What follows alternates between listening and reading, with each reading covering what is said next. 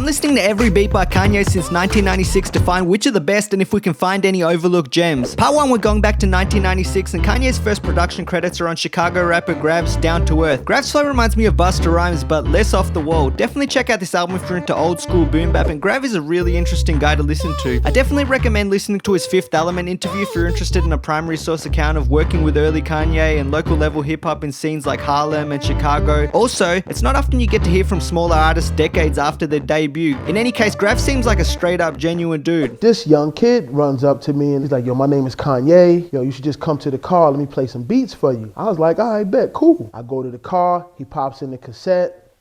Fire.